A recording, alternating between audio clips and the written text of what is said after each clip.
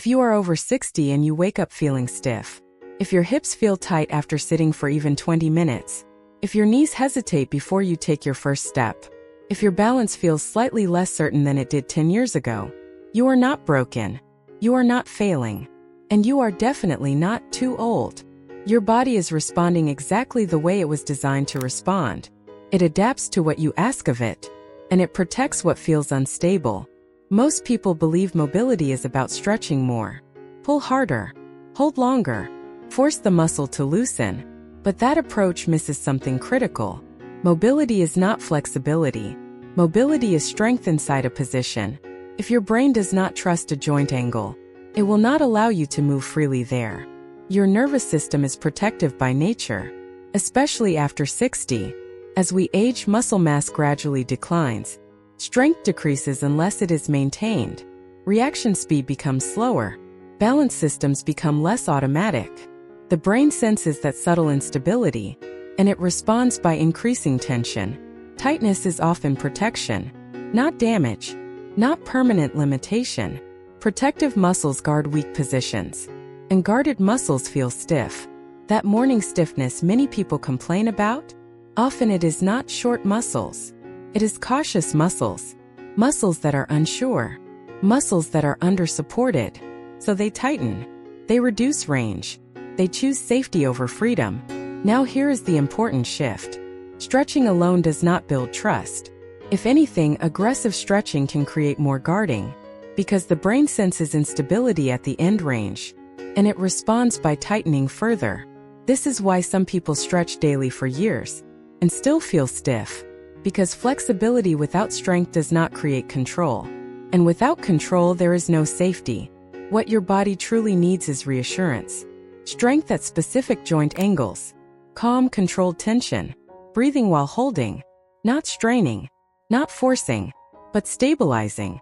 This is where isometric training becomes powerful. Isometrics are simple. You hold a position. You create gentle tension. You breathe. You stay steady. There is no bouncing, no momentum, no fast repetition. You are not chasing fatigue. You are building trust. When you hold a position calmly, you send a message to your nervous system. This joint is strong here. This position is safe. You can allow movement. And when the brain feels safety, it allows more range naturally, not because you forced it, but because you earned it. After 60, this approach becomes even more important. Recovery is slower. Joint surfaces can be more sensitive. The nervous system becomes more cautious with age. We are not trying to train like we are 25. We are training intelligently, strategically, with respect for adaptation. Now let's talk about something deeper. Independence. Mobility is not about touching your toes. It is about standing from a chair without pushing off your thighs. It is about climbing stairs without hesitation. It is about turning quickly without fear of losing balance. It is about walking outside with confidence. Strength inside range protects independence. Weakness inside range threatens it. When your knees feel unstable, you move less. When you move less, muscles weaken more. When muscles weaken more, stiffness increases. It becomes a cycle, but that cycle can reverse. Because the body still adapts after 60. Muscle tissue still responds to tension. The nervous system still rewires with repetition. Balance systems still improve with exposure. The only difference is pace. Progress may be slightly slower, but it is absolutely possible. You are not training for appearance. You are training for capability. Capability builds confidence. Confidence increases movement. Movement protects longevity. The goal is not extreme flexibility. The goal is usable range, controlled range, reliable range, range you can trust. And that is why the next 5 exercises matter. They are not flashy. They are not trendy. They do not require heavy weights. They do not require complicated equipment. But they are strategic. Each one addresses a major area where mobility commonly declines after 60. The front of the thighs, the back of the hips, the chest and shoulders, the hip extension pattern needed for walking, and the balance system that integrates everything. When you strengthen these 5 areas, you change the way your body feels during everyday life. You stand taller. You walk smoother. You move with less hesitation. And that subtle improvement changes how you carry yourself. Because stiffness is not just physical, it is emotional. When you feel unstable, you become cautious. When you feel cautious, you reduce activity. But when you feel strong, you move freely. When you move freely, life expands again. And that is what this training supports. Not just flexibility, not just exercise, but restored confidence in motion. Your body is not fragile. It is adaptable. It simply needs the right input. Calm tension, controlled breathing, strategic holds, and consistent practice. This is not about doing more. It is about doing what matters. And what matters most after 60 is strength inside range. Now let's begin with the first foundational hold. Now that you understand why stiffness happens, now that you understand the nervous system's role, we move into action. Because awareness without application changes nothing. The first hold is the wall sit. Simple, but extremely effective. Stand with your back against a wall. Feet shoulder width apart. Toes pointing forward. Slowly slide down. Stop when your knees are comfortably bent. Not deep, not painful, just controlled tension. Keep your chest tall. Head gently touching the wall. Press your entire foot into the ground, especially your heels. And hold. 20 to 30 seconds. Breathe slowly. You will feel your quadriceps working. Those muscles in the front of your thighs. They help you stand, sit, climb stairs, lower yourself safely. When they weaken, knees feel unstable. And instability creates stiffness. Because the brain tightens what feels weak. The wall sit builds strength at a safe joint angle. You are not forcing motion. You are building control. 30 seconds feels difficult. Start with 15. Consistency matters more than depth. Now we move to the glute bridge hold. Lie on your back. Knees bent. Feet flat. Arms relaxed by your sides. Press through your heels. Lift your hips slowly. Stop when your torso forms a straight line. Do not arch your lower back. Keep your ribs down. Gently squeeze your glutes. And hold. 20 to 30 seconds. Slow breathing. The glutes are powerful stabilizers, but they weaken from years of sitting.